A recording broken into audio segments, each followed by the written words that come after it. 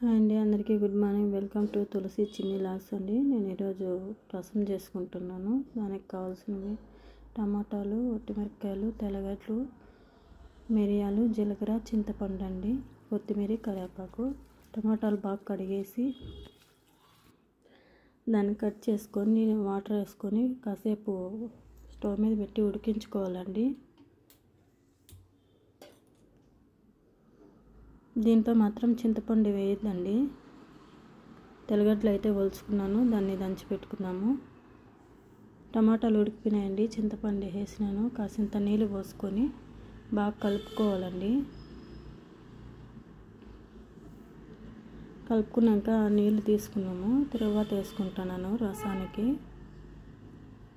Oil వేసుకొని సాసులు, జీలకర్ర పొడి, మిరియాల పొడి అండి, మిరపకాయలు తుంచుకున్నాను, కొత్తిమీర, కరివేపాకు, తెల్లగడ్డ అండి, అన్నీ ఒకసారి వేసుకొని వేయించుకోవాలండి. దోరగా వేయించుకోవాలి, మాడిపోకూడదు. సిమ్లో పెట్టి వేయించుకోండి, బాగుంటుంది. ఇట్లా వేస్తే రసం బాగుంటుందండి, స్మెల్ కూడా బాగా వస్తుంది.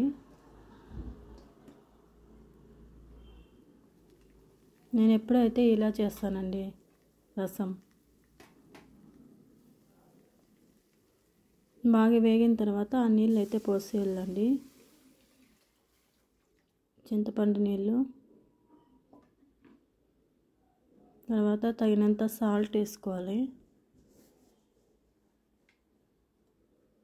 కొద్దిగా పసుపు,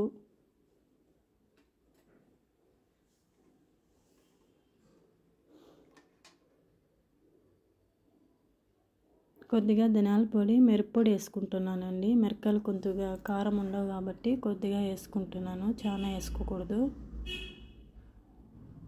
కాసేపు అయితే ఉడకనివ్వాలండి. అంటే పురుగు పెట్టి కొద్దిసేపు ఒక 2 minutes 3 minutes ఉడకాలండి. చాలాసేపు ఉడికితే చేదు వచ్చేస్తుంది రసము. అలా ఎప్పుడు కానీ ఉడకపెట్టకూడదు, అది చేదు వచ్చేస్తుందండి. చూడండి, అంతసేపు చాలండి, ఒక 5 minutes అయిపోయిందండి వేడి వేడి రసం.